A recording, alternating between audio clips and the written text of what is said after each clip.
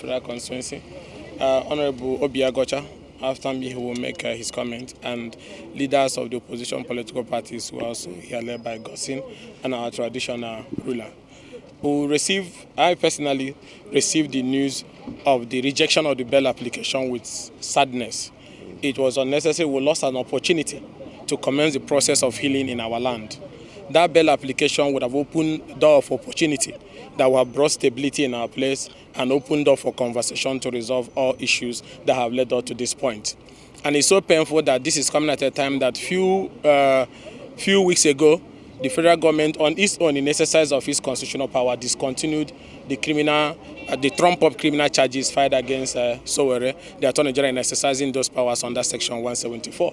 And we're also aware that the same federal government has allowed Sunday Igboho also back home, where he's with his people. So it's so painful that whenever it has to do with an Igbo man, there is different interpretations and different reasons for you to keeping the person in detention. So that is why we say it's so painful. And as a federal lawmaker, I'm calling on President Bola Ahmed Tinubu not to allow the moment to pass him by. That what the president should do is to invoke the powers given to him and the Attorney General in particular under Section 174, 1C of the Constitution, to discontinue these charges that have been filed against Mazi Nnamdi Kanu.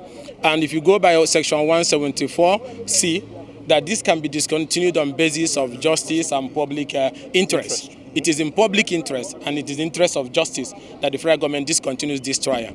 And it's also painful for us that this bail application was rejected, but we hope that President Muhammad Buhari should take the moment and discontinue this trial. President Bola Ahmed Tinubu should discontinue this trial. And I'll let my brother, Honorable Obiagocha, who is representing Nnamdi Kanu at the House of Representatives, to make his comment and gossip. Thank you very much.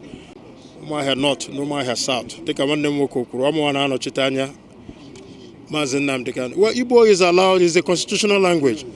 I can speak Igbo in the chamber of the National Assembly. But however, let me speak in English.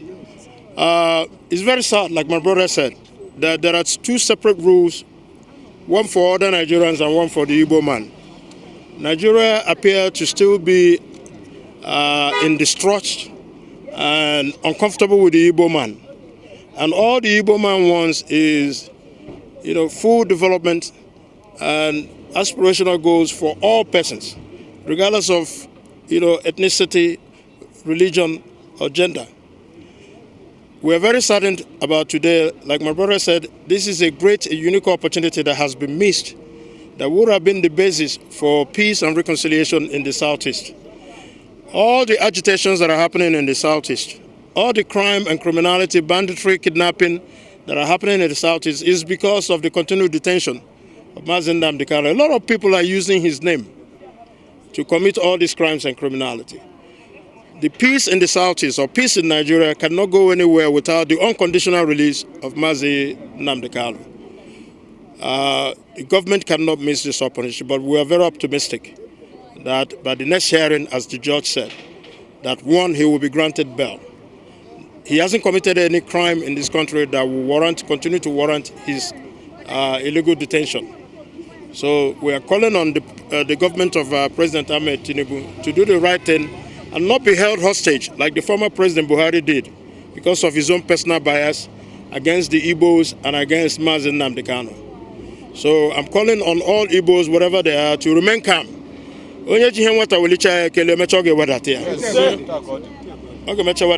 man will walk away free one day to the glory of God. Thank you.